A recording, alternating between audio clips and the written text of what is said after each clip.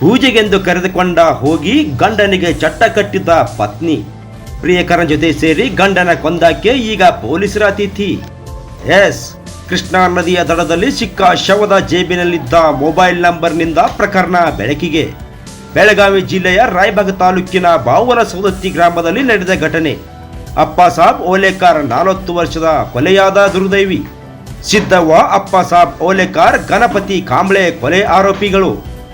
ಸಿದ್ದವ್ವ ಜೊತೆ ಅಕ್ರಮ ಸಂಬಂಧ ಹೊಂದಿದ್ದ ಆರೋಪಿ ಗಣಪತಿ ಕಾಂಬ್ಳೆ. ತಮ್ಮಿಬ್ಬರ ಸಾಂಗತ್ಯಕ್ಕೆ ಗಂಡ ಅಡ್ಡಿಯಾಗಿದ್ದೇನೆಂದು ಕೊಲೆ ಮಾಡಿ ಪರಾರಿಯಾಗಿದ್ದ ಇಬ್ಬರು ಕಿರಾತಕರು. ಕಲ್ಲಿನಿಂದ ಜಜ್ಜಿ ಬಳಿಕ ಶವವನ್ನು ನದಿಗೆ ಹಾಕಿದ ಕೀಚಕರು. ಶವ ದಡಕ್ಕೆ ಬಂದಾಗ ಬೆಳಕಿಗೆ ಬಂದಿದ್ದ ಪ್ರಕರಣ. ಕೊಲೆ ನಡೆದಿದ್ದು 24 ಗಂಟೆಯ ಒಳಗೆ ಪ್ರಕರಣ ಭೇದಿಸಿದ ಪೊಲೀಸರು. ರಾಯಬಾಗ್ ಪೊಲೀಸ್ ಠಾಣಾ ವ್ಯಾಪ್ತಿಯಲ್ಲಿ ನಡೆದ ಘಟನೆ ಇದು. ಪ್ರತಿನಿಧಿ ಲೋಕೇಶ್ ರಸ್ಲಾಪುರೆ, 85 ನ್ಯೂಸ್ ಬಾಕ್ಸ್ ಕನ್ನಡ. ಮೊನ್ನೆ ದಿವಸ ಬೆಳಿಗ್ಗೆ ನಮಗೆ ಬಾವನ್ ಸೌದತ್ತಿ ರಾಯಬಾಗ್ ಪೊಲೀಸ್ ಠಾಣಾ ಲಿಮಿಟ್ ವ್ಯಾಪ್ತಿಯಲ್ಲಿ ಬಾವನ್ ಸೌದತ್ತಿ ಕೃಷ್ಣಾ ನದಿ ದಂಡೆಯಲ್ಲಿ ಒಂದು ಮೃತ ಶವ ಸಿಕ್ಕಿತ್ತು.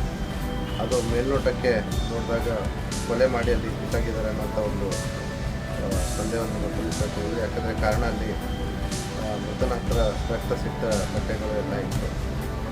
ಈ ವಿಚಾರವಾಗಿ ನಮಗೆ ಪ್ರಾಥಮಿಕ ಹಂತದಲ್ಲಿ ಈ ವ್ಯಕ್ತಿ ಯಾರು ಏನು ಅನ್ನೋಂಥ ಒಂದು ತಿರುಗು ಇರಲಿಲ್ಲ.